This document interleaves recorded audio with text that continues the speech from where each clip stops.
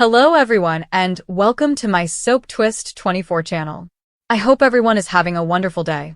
Before we begin, please hit the subscribe button and give this video a thumbs up. Luna had always been a light creature, even when the world attempted to dull her. Born in a little seaside village where the water whispered secrets to anybody who would listen, she grew up chasing ambitions that seemed too vast for her frail frame. Her mother, a painter whose hands were soiled with years of turpentine and hope, taught her to discover beauty in the broken. Her father, a fisherman who smelt of salt and sorrow, taught her how to weather storms. They gave her a heart that would not break, even when it should. She met Bill in a community college art class, where she was sketching charcoal portraits and he was auditing for reasons he never fully explained. He wasn't much older than her, yet he exuded mystery, which pulled her in. His eyes were stormy gray, always seeking and restless. He'd sit in the back, not sketching anything, just watching her. When he finally talked to her, he was complimenting a drawing she had discarded, a half-finished sketch of a lighthouse ravaged by waves. "You see things others don't," he'd remarked, and she'd blushed, not because of the compliment, but because of the way he looked at her, as if she were a puzzle for him to solve. Their love was a slow fire, fueled by late-night chats and shared stillness. Bill was a writer, or so he claimed, though Luna never saw him write anything other than grocery lists. He mentioned stories, grand, sweeping tales of heroism and heartbreak, but they never made it to print. Nevertheless, she believed in him.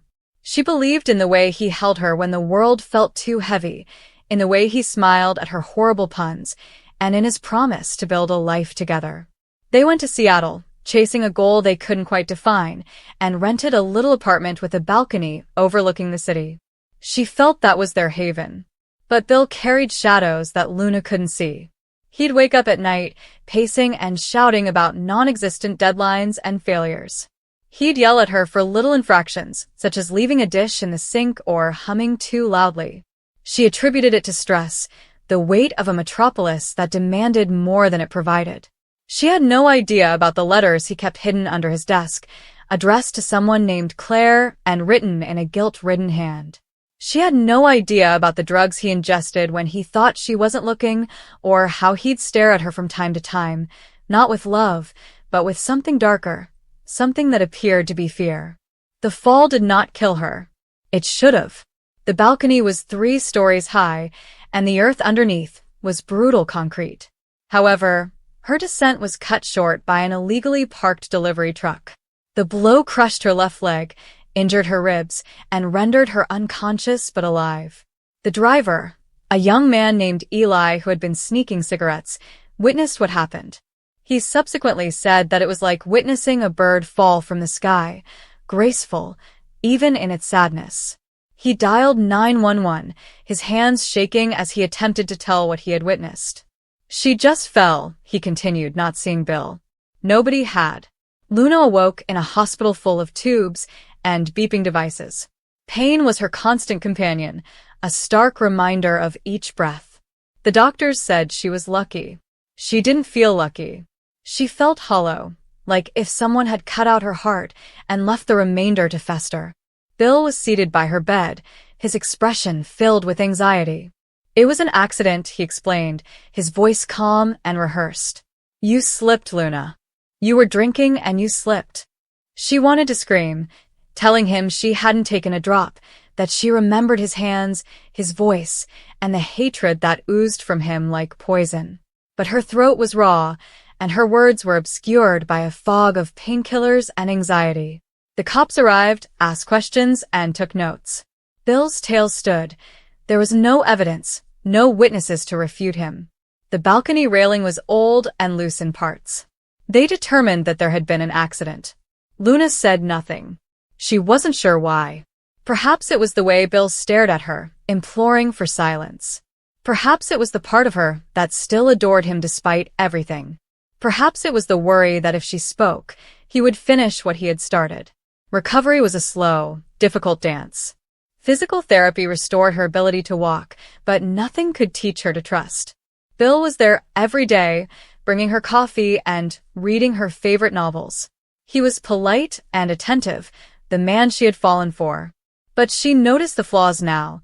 The way his hands trembled when he thought she wasn't watching, the way he avoided her gaze when she inquired about that night. She began to piece together the reality based on his silences, rather than his words. The letters to Claire provided the first clue. She discovered them one night while Bill was away, hidden in a drawer he'd never let her touch. They were love letters, but not the ones she was expecting. There were apologies, admissions, and promises to make things right. Claire, whatever she was, had been Bill's lover before Luna and possibly even during. The final letter, dated the day before the fall, ended with a single line. "I can't do this anymore." Luna read it repeatedly, her pulse hammering, until the words blurred into a fact she couldn't deny. Bill didn't just push her. He had intended to obliterate her. She did not challenge him. Not yet. She needed time to grasp why. She began to observe him, noting how he trembled at sudden noises and how he would hide himself in the bathroom for hours before emerging with red-rimmed eyes. She discovered the pills, antidepressants and antipsychotics, a combination of medicines designed to keep something out away. She had no idea what he was fighting, but she was certain it was winning. Luna began rebuilding herself in secret. She began painting again, using small canvases she hid under the bed. They were dark, chaotic, with jagged lines and wounded colors, portraits of a soul attempting to claw its way back to the light. She also wrote in a journal that she kept locked in her nightstand. She wrote about the fall, the sorrow, and the man she believed she knew. She wrote about Claire, assembling a scenario from letter pieces and overheard phone conversations. Claire had abandoned Bill, or he had abandoned her, or they had ruined each other. It did not matter. What mattered was that Luna served as a stand-in for someone Bill could never let go. The truth arrived in parts, like a puzzle she didn't want to finish. Bill's rage, paranoia, and outbursts of brutality were not about her. They were about Claire, a history he couldn't shake. Luna became collateral damage, a canvas for his repressed pain. She should have left him then, packed her belongings, and gone away. But leaving wasn't as straightforward. Not when she still saw glimpses of the man she loved and, deep down, believed he might be saved. The night she confronted him, the rain fell again, mirroring the night she fell. They were inside the apartment, the balcony doors locked, and the city lights were hidden behind a curtain of water. Luna had planned her words and mentally practiced them, but when she saw him sitting there, crouched over his untouched coffee, they came out fresh and unfiltered. "Why did you do this, Bill?" Her voice was solid and stronger than she felt. "Why did you push me?" He froze, his eyes wide, like a deer caught in the headlights. For a brief while, she assumed he'd deny it again, telling another story about accidents and drink.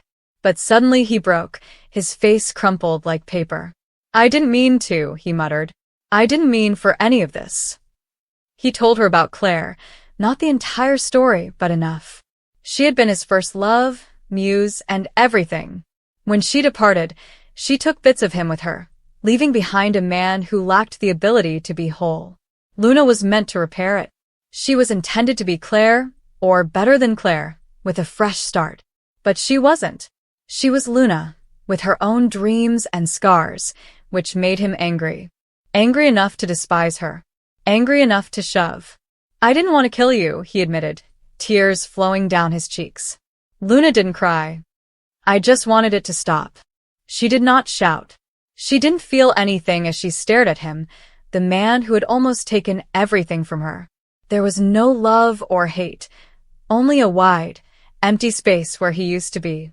She departed that night with only her notebook and a single painting, a battered but standing lighthouse surrounded by seas that could not bring it down. Luna relocated to a small town in Oregon, where the air smelled like pine and the sea was never far away. She rented a cabin with a garden and planted flowers that flowered even during the rain. She painted, sold her work at local markets, and gradually, painstakingly, started to rebuild. The scars on her body vanished, but those on her heart remained. She did not hear from Bill again. She did not want to. She'd heard tales, though, that he'd moved away, been hospitalized, and was writing again. She hoped this was true. Not for his benefit, but for her own, because it meant he was no longer her responsibility. She never told anyone the complete tale, not even Eli, the delivery driver who saved her life and eventually became her friend. He'd pay her a visit in Oregon, bearing coffee and stories from the road, and she'd grin, appreciative for his gentle compassion. She'd stand on her porch at night, gazing at the stars and daydreaming about the balcony. She would think of the fall, the anguish, and the treachery. But largely, she would ponder about the fact that she was still alive, breathing, and fighting. Luna's painting started to shift. The dark, jagged lines gave way to softer colors, images of peaceful lighthouses and waters. She also wrote stories, not just in her notebook, of women who fell and rose again, storms that passed, and hearts that learned to heal. She wasn't completely healed yet, but she was getting there. And it was enough. Go to hell, Luna. Those were Bill's final words into the night air before his quivering hands pushed her back. Luna's eyes widened in surprise, not at the quick thrust, but at the anger in his words. For a split second, the wind seemed to stop, and the city lights below flickered in her eyes like broken stars. Then gravity ripped her away. She fell from the balcony, the world a whirl of sharp air and distant concrete, her cry cut short as the ground rose to get her. The street lamp below flashed once, as if in mourning. When the silence returned, Bill remained motionless, his palms burning from the memory of her delicate form. His chest pumped, but not triumphantly. The hatred that had previously driven him vanished in an instant, leaving only a hollow pit where his heart should have been. He staggered back, grabbing the rail and breathing in short, quick breaths. He expected relief, perhaps even justice, but all he felt was a smothering weight that bent his shoulders. Bill once loved Luna more than he believed it was possible to love another person. They had met by chance, two strangers stranded in the rain at a bus stop, giggling uncomfortably at their common suffering of being soaked. She had offered him half of her umbrella, but the gesture was ineffective because they both ended up soaking. Yet it was that simple kindness that sank into him. Days stretched into weeks and weeks into years. He remembered nights spent lost in conversation, meandering through city alleys with no direction, and the way her laugh would reverberate against alley walls like something pure and impenetrable. But love has a way of decaying when suspicion creeps in. Bill had begun to notice things: unanswered calls, extended silences, and eyes that appeared to travel far beyond him even when she sat directly in front of him. She would smile, but it no longer reached her eyes. It was as if she was carrying a secret realm that he couldn't enter. When he asked, she brushed it off as exhaustion, stress, and too much work. But each justification sliced deeper into him, fueling the looming shadow of uncertainty. The night before the balcony, he approached her. His voice trembled as he demanded answers, but Luna remained silent, as if words had failed her. The stillness was what broke him. He perceived betrayal where there may have merely been fear. He perceived rejection where there may have been unsaid grief. He saw all he feared reflected in her lowered eyes. Now she was gone. The police responded soon. The neighbors had heard the scream, the thump, and the sirens that filled the night. Bill sat slumped on the couch, numb and trembling. He informed them she had slipped. He told them she was leaning too far over the balcony, and he tried to catch her. His lies came out easily, as if they had been practiced, despite the fact that his heart was pounding with the truth. The cops nodded and made notes, with one placing a hand on his shoulder in silent sorrow. However, when they departed, the flat was extremely silent. The walls felt like prison bars, closing in and choking him with the echo of her final look, betrayal combined with sadness, as if she hadn't anticipated his love to become harsh. Bill could not sleep. Every night he replayed the fall. The way the wind caught her hair, the hopeless flailing of her arms, and the sudden silence when she vanished from sight. He expected recollection to fade over time, but it sharpened, piercing harder with each passing day. Her absence was palpable. In the untouched mug she'd left by the sink, the sweater still draped over the chair, and the faint aroma of lavender clinging to the sheets. Guilt spread like vine around his ribcage, slowly choking him. Weeks later, he discovered her diary. It had been pushed to the back of her dresser, a little leather-bound book with faded corners. His hands shook as he opened it, partly fearful of what he would find, half anxious for answers. The pages told a story he'd never imagined. Luna had been unwell, not a passing disease, but something deeper and heavier. She wrote of hospital trips she kept hidden from him and test findings she couldn't bring herself to divulge. She spoke of nights spent crying in private, scared of being a burden, terrified that the love they had formed would crumble under the weight of her worsening health. "I don't want him to see me fade," one entry stated. "I want him to remember me laughing in the rain and not lying in a hospital bed. I love him too much to let him see me disappear." Bill's vision dimmed as he read. Every pause, faraway look, and half-hearted grin made sense now. It had not been a betrayal. It had been terror. She had been protecting him in the best manner she knew how, and his suspicion had destroyed her. He clutched the diary to his chest and burst into tears for the first time since she died. The sobbing were fierce, wrenching his body until he dropped on the floor, his cries muffled by the carpet. He whispered her name repeatedly, as if speaking it would bring her back. But the room remained empty, the shadows unconcerned. Bill lived like a ghost after that. He went through the rituals of life. Work, errands, greetings from neighbors, but it all felt hollow. He avoided people, mirrors, and sleep. Dreams were worse than waking, because she was still alive. She grinned, laughed, reached for him, and then fell repeatedly, till he awoke drenched in sweat. One night, unable to stomach it, he returned to the balcony. The metropolis stretched beneath him, illuminated by the uncaring lights of thousands of lives.